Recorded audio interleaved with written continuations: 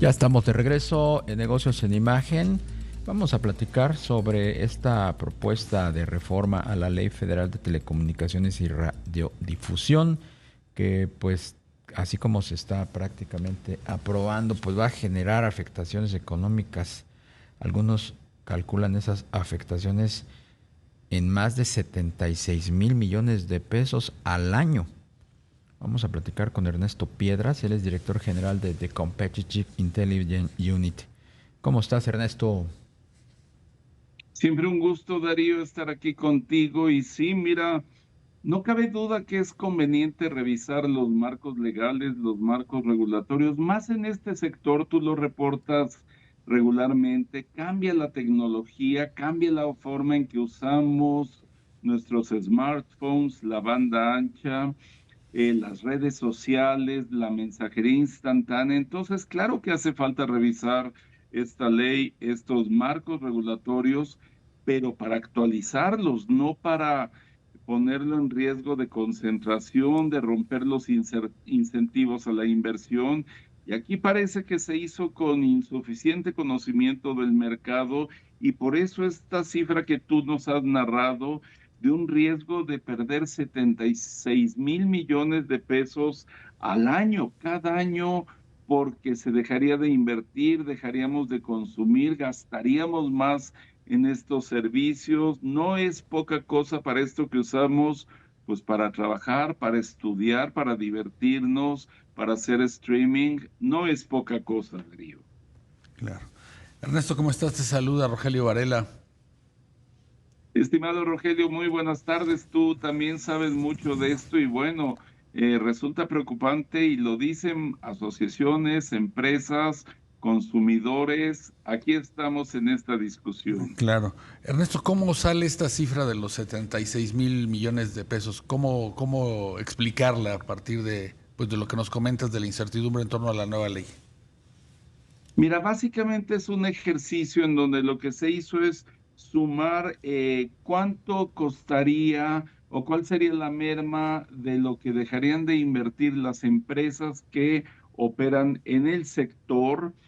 ¿Cuánto sería también lo que se gastaría por ese espectro radioeléctrico que seguiría siendo muy caro en el país?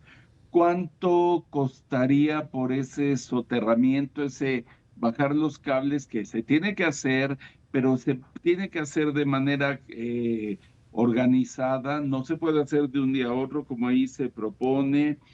¿Cuánto costaría en merma de competencia? Porque si no dejas que las empresas que quieren competir participen más y mejor, pues no tendríamos los consumidores la alternativa de elección. ¿Cuánto? Y esto es muy importante lo que voy a decir.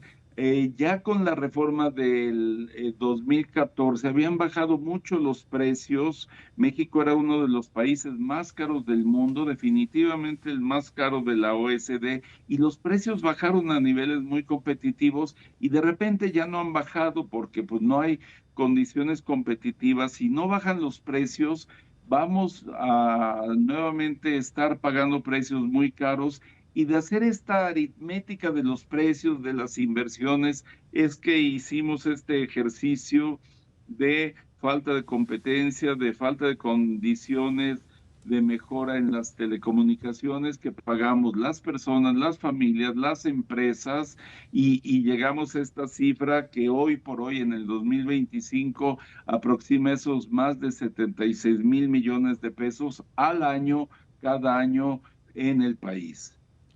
¿Qué tratamiento se les da en esta nueva ley de telecomunicaciones a los agentes preponderantes? Mira, se dictaron una serie de medidas hace 10 años que fueron efectivas. Fíjate que la preponderancia, esta figura de decir, oye, tú eres un operador económico y no se trata de castigar, no se trata de lastimar a ningún operador, por más grande que éste sea, nada más decir, en la experiencia internacional, en la experiencia histórica, se aplicó una regulación asimétrica, se le llama así para decir, eres demasiado grande para dejar operar al mercado y a la competencia, entonces vamos a compensar tu excedido tamaño de mercado para dejar que los otros jugadores participen de manera competitiva y tú también. Entonces se le aplicaron medidas como decirle, comparte tu infraestructura con los demás jugadores, en algunos casos se te va a pagar por el uso de tu infraestructura.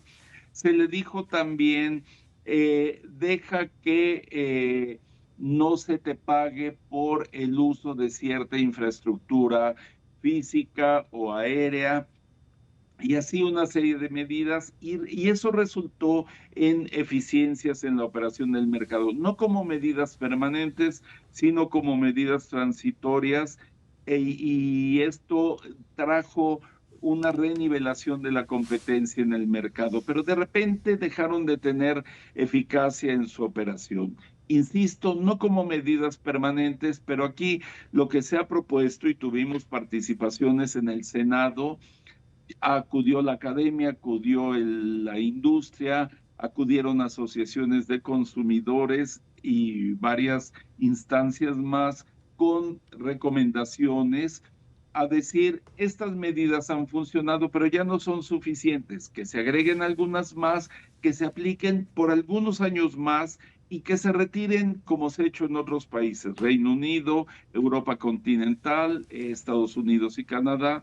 ¿Y cuáles son estas medidas? Pues que se fortalezcan este tipo de medidas, que se agreguen otras dirigidas a los márgenes de ganancias, de compartición de infraestructura, y pues ahí están en manos de los senadores. Ahora se ha dicho, se va a aplazar la nueva formulación de esta propuesta de ley, esta iniciativa de ley, por 2 semanas, seguramente para finales de este mes, principios del próximo, y ahí estará. Sí, insisto, es conveniente un nuevo formato de ley, pero un formato que vea hacia adelante, que considere temas de comercio electrónico, de comercio móvil, ciberseguridad es muy importante, y que quite la tentación de que el gobierno, por ejemplo, pueda de repente intervenir en los contenidos como estaba en la primera versión de esta ley. Pero insisto, una nueva ley